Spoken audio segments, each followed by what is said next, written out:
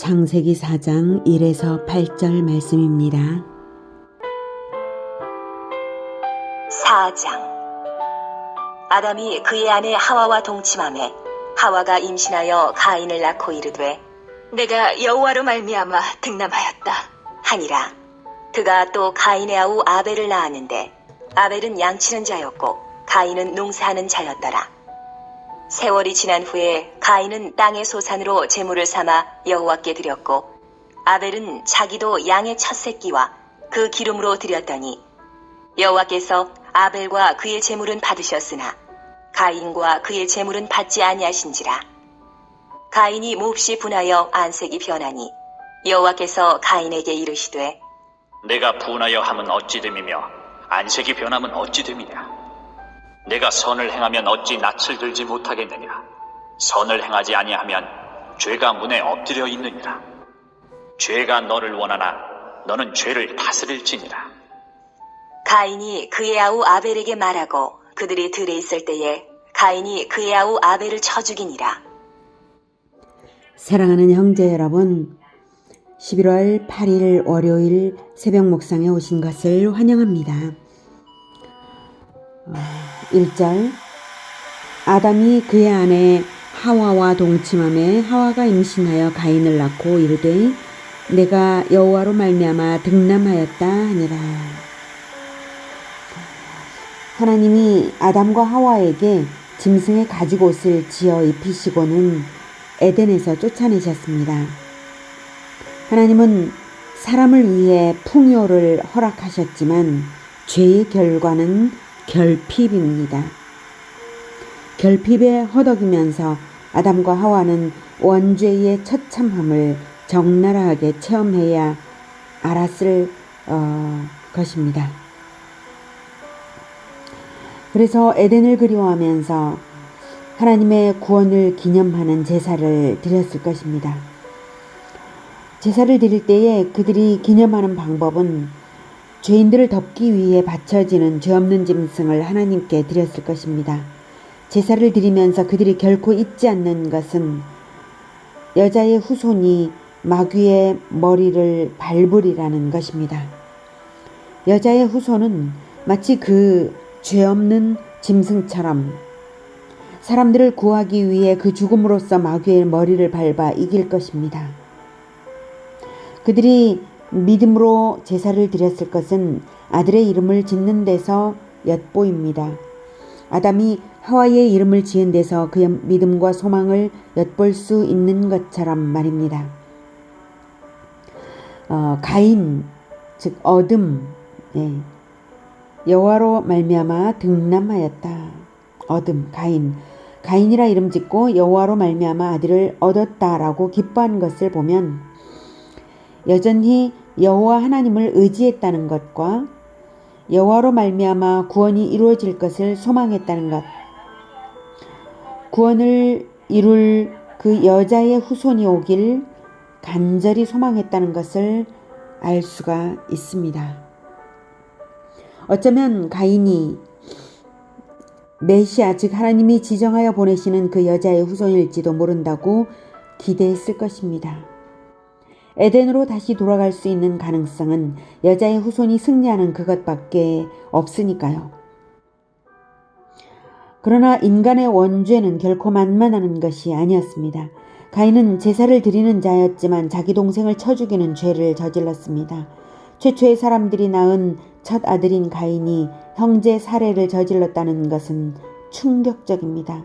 그 어떤 악한 문화나 사회적 배경이 있는 것도 아닌 그때에 누구에게도 배우지 않은 범죄를 저지른 것입니다.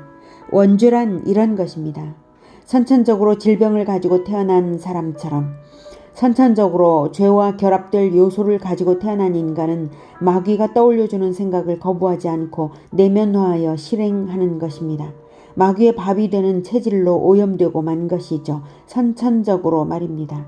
그러고서도 자기가 선천적 죄인이라는 것을 모르는 것, 그래서 회개가 되지 않고 자기 죄를 숨길 수 있다고 생각하는 것, 그런 것이 바로 원죄입니다. 4절. 세월이 지난 후에 가인은 땅의 소산으로 제물을 삼아 여호와께 드렸고 아벨은 자기도 양의 첫 새끼와 그 기름으로 드렸더니 여호와께서 아벨과 그의 제물은 받으셨으나. 가인과 아벨이 하나님께 제사를 드리는 태도는 대조가 됩니다. 둘은 부모로부터 제사 드리는 것을 배웠을 것입니다. 부모는 제사를 드릴 때에 당연히 협력하여 제사를 드렸을 것이고 그것이 하나님의 형상으로서의 연합적인 모습입니다. 가인과 아벨은 자력으로 생산을 하게 되는 나이가 되었고 제물도 제 힘으로 준비할 수 있게 되어서 제사를 드리는데 아벨은 자기 형과 연합하기 위하여 때를 맞췄습니다. 4절에 아벨은 자기도 자기 형과 연합하기 위하여 때를 맞춘 태도죠. 자기도 드렸다는 것은 같은 타이밍에 자기도 드렸다는 것입니다. 제물은 달랐지만요. 연합하는 마음이죠. 가인은 그런 연합하는 마음이 없었습니다. 제물도 준비 과정의 정성에 있어 대조적입니다. 가인은 특별히 제물로서 선별해 놓지 않았지만 땅에 솟아 아무거나 드린 거죠. 아벨은 양의 첫 새끼와 그 기름을 선별하여 보호하였습니다. 양의 첫 새끼가 태어나자 그 태어난 시점부터 제사를 드리는 시점까지 특별히 고이 다루며 보살피는 마음이 엿보입니다. 그 기름이란 것은 이스라엘의 양의 꼬리에는 뭉툭한 기름이 있습니다. 양의 꼬리에 뭉툭한 기름. 잘 보호된 양은 이렇게 기름이 뭉툭해서 기름이 이제 많죠. 그래서 양 첫 새끼와 그 기름으로 드렸다는 것은 그만큼 잘 보호해서 하나님의 것을 구별하였다 이런 뜻입니다. 나중에 성문법이 생겨났을 때 이스라엘은 하나님께 기름으로 드리라 라고 하는 그 제사법을 배웠기 때문에 특별히 이렇게 꼬리 수레까지 마련해서 이 꼬리를 보호하곤 했습니다. 꼬리가 무거워서 땅에 질질 끌리는 것을 방지하기 위해서죠. 아벨 시대에 그랬는지는 알 수 없지만 아벨이 양의 첫 새끼와 그 기름으로 드렸다는 것은 특별한 보호로서 제사를 준비했다는 것은 분명한 것입니다. 하나님은 아벨과 그의 제물을 받으셨습니다.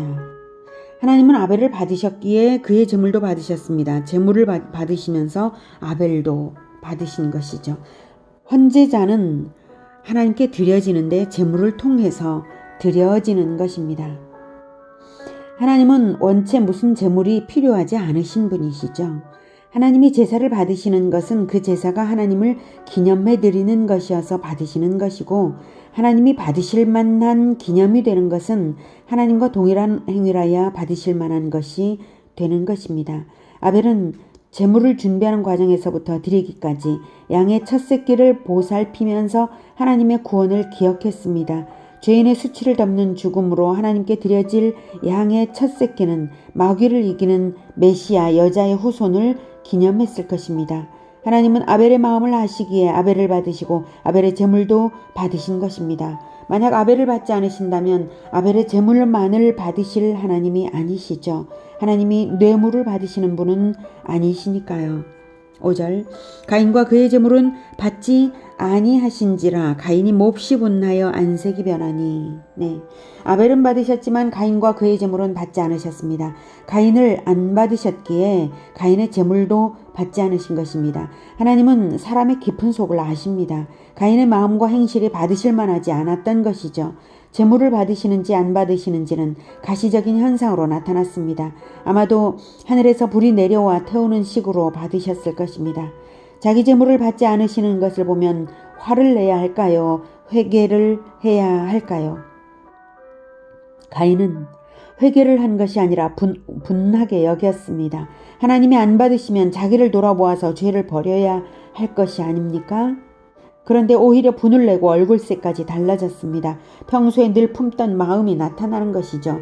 만약 평소 겸손했다면, 평소 화를 내는 습관이 없었다면 자신을 돌아보고 마음의 태도를 가다듬었을 것이고 얼굴에 분이 나지는 않았을 것입니다. 6절 여호와께서 가인에게 이르시되 네가 분하여 함은 어찌 됨이며 안색이 변함은 어찌 됨이냐. 가인이 악한 마음을 나타내는데도 은혜롭게도 하나님은 가인을 찾아와 주셨습니다.